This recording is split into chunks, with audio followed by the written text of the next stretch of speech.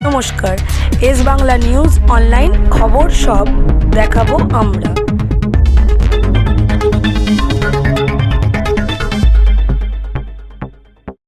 রাহুলুক্ত বাংলা পক্ষ হুগলি জেলা উত্তরপাড়া বিধানসভার একজন সদস্য আজ কানাইপুর বাসাই কলোনি বাজারে বাংলা পক্ষর তরফ থেকে হঠাৎ কেন পথসভা হচ্ছে।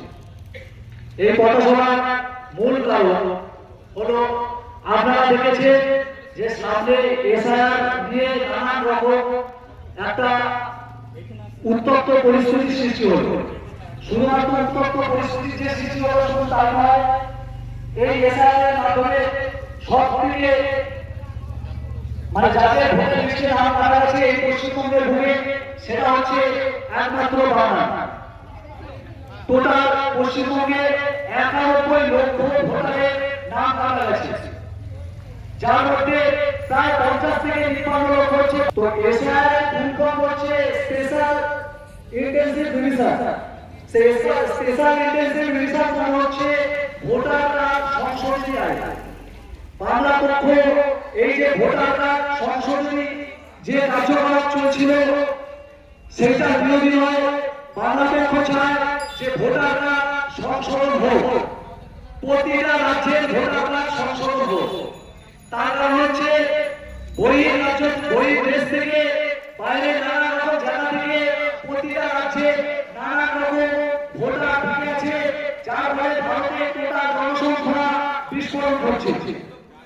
এই যে জনসংখ্যা বিস্ফোরণ ঘটছে তার ফলে ভারতের অর্থনৈতিক পরিকাঠামো অনেকটা ভেঙে পড়ছে এবং আমাদের যে কর্মক্ষেত্র সেই কর্মক্ষেত্রের রাস্তাগুলোর মধ্যে ভাগ পড়ছে। তো বাংলা পক্ষ চায় যে প্রতিটা রাজ্যে ভোটার কার্ডের যে নামের লিস্ট সংশোধন হোক।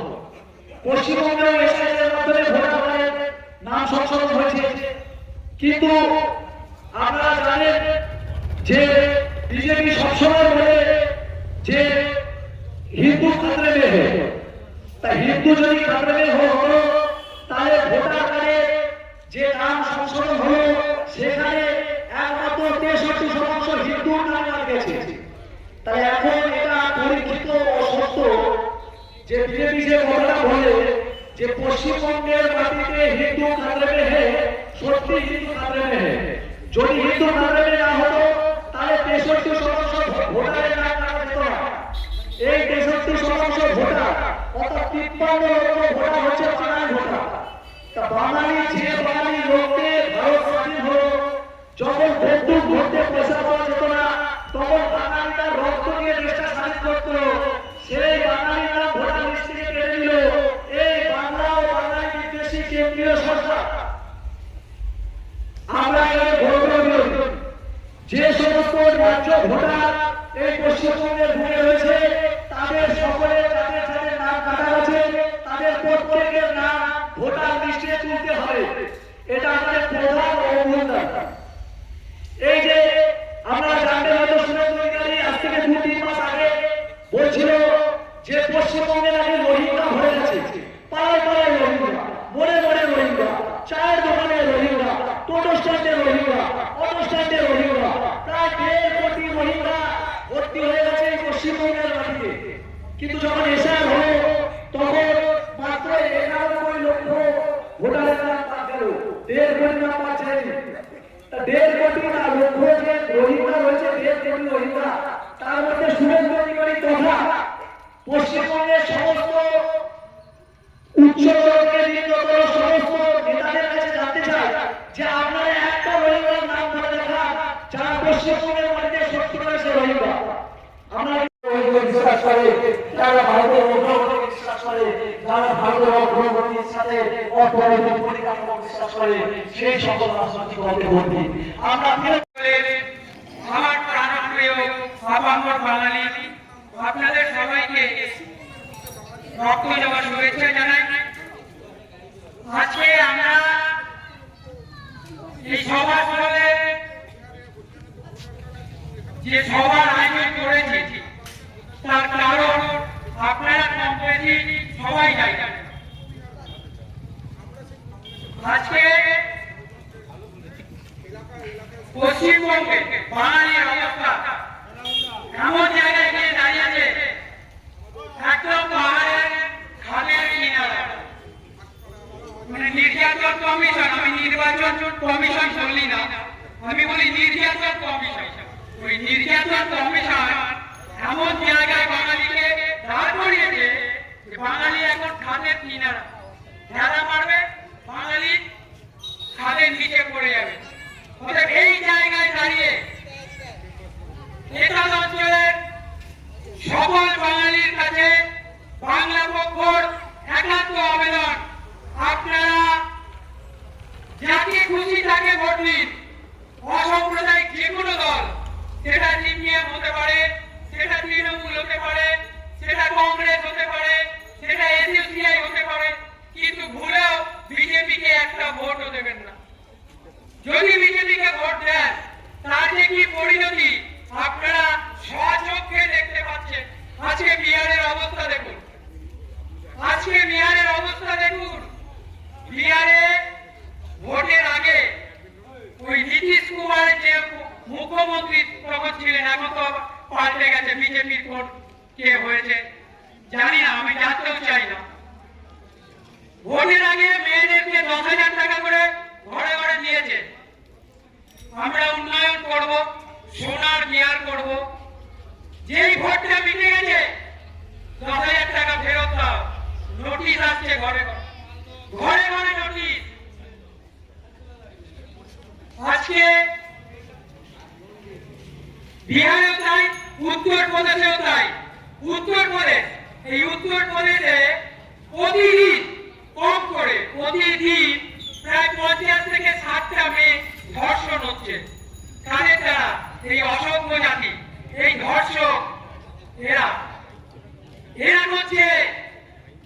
কিছুদিন আগে একটা ভিডিও ফেসবুকে ভাইরাল হয়েছিল, সেটা হচ্ছে বিহারে মেয়েটি তার বাবার বাড়ি থেকে দোকানে যাচ্ছিল, দোকান থেকে ফেরার সময় ওই অসভ্য বর্বরের দল তারা ওই মেয়েটিকে সঙ্গে নোংরামি করে।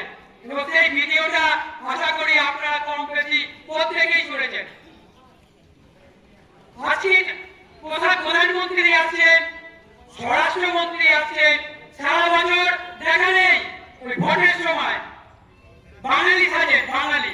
অনেক তো বিজেপির নেতাকে দেখি যে পাঞ্জাবি পরে হাতে দুটো মাছ নিয়ে বাঙালি সাজে, বাঙালি। আমাদের ভোট দাও, তোমাদের 3,000 টাকা করে দেবো। এই প্রলোভনে পা নেবেন না। এই প্রলোভনে পা নিয়েছে আপনার সমস্ত কিছু শেষ করে দেবে। সভা এবং কি এমন প্রয়োজন পড়লো যে বাংলা পক্ষ হুগলি জেলায় যখন নির্বাচন প্রক্রিয়া শুরু হয়ে গেছে বা নির্বাচন নিয়ে এত শোরগোল চারিদিকে, সেই সময় বাংলা পক্ষ যে ভোটে লড়ে না, তার কি এমন দায় পড়ে গেল যে সে এই সময় এরকম একটা বাঙালি অধ্যুষিত এলাকায় এসে একটা সভা করতে শুরু করলো। আমার পূর্ববর্তী বক্তারা এখানে এই এলাকায়, এই অঞ্চলে প্রথমবার সভা করছে। তার জন্য আমি প্রথমত বাংলা পক্ষের সঙ্গে আপনাদের পরিচিতিটা বাড়াই। বাংলা পক্ষ হলো বাঙালির অধিকার আদায়ের জাতীয় সংগঠন। এটা বলতে কি বুঝি? এটার মানে হলো বাংলার মাটিতে চাকরি, বাজার, পুঁজি শুধুমাত্র পুঁজি উপার্জন নয়, পুঁজি উপার্জন এবং পুঁজি নিয়ন্ত্রণ, এর সাথে ফুটপাতের যে ব্যবসা, হকারি spot, tender, licence, auto line, টোটো লাইন উপার্জন করার মতো যা যা জিনিস আছে বাংলার মধ্যে, সেটা চাষবাস হতে পারে, অটো লাইন, টোটো লাইন হতে পারে, ফুচকা বিক্রি স্টল হতে পারে, যা হোক, এবং বহু দলের চাকরিও হতে পারে। এই সব কিছুতে বাঙালির অগ্রাধিকার দরকার। এবং অন্যান্য রাজ্যে সেই রাজ্যের মানুষের যা যা অধিকার আছে, আমরা বাংলায় বাঙালির সেই একই রকম অধিকার চাই, এক চুল বেশিও না, এক চুল কমও না। বাংলা পক্ষ 30 দফা দাবি আছে। কিন্তু আজকের বিষয়বস্তু এই 30 দফা দাবি আপনাদেরকে পড়ে শোনানো নয়, তার জন্য আমাদের লিফলেট বিতরণ করা হচ্ছে। আপনারা লিফলেটটা নিয়ে কিছু কিছু উল্লেখিত দাবি ওর মধ্যে আছে, সেগুলো নিয়ে পড়ে দেখতে পারেন। এবং তার মধ্যে থেকে খুশির খবর হলো কিছু আমাদের পূর্ববর্তী দাবি ইতিমধ্যেই সাফল্যে পরিণত হয়ে গেছে। সেটা বাংলা পক্ষ এবং বাঙালির জয়। এবং আসন্ন এই নির্বাচনে, এই নির্বাচন যখন দোরগোড়ায় চলে এসছে, এটা হয়তো মনে হতে পারে যে তৃণমূলের সঙ্গে বিজেপির লড়াই, মনে হতে পারে সিপিএম এর সঙ্গে তৃণমূলের বা বিজেপির লড়াই, যা হোক, কিন্তু মাথায় রাখবেন এখন ভোট মানে বাঙালির অস্তিত্বের লড়াই। অত্যন্ত লজ্জার সাথে বলছি, বাঙালিকে এখন অস্তিত্ব রক্ষার পরিচয় দিতে হচ্ছে বা সেই লড়াই লড়তে হচ্ছে। যে বাঙালির রক্তে ভারতবর্ষ স্বাধীন হলো, যে বাঙালির রক্তে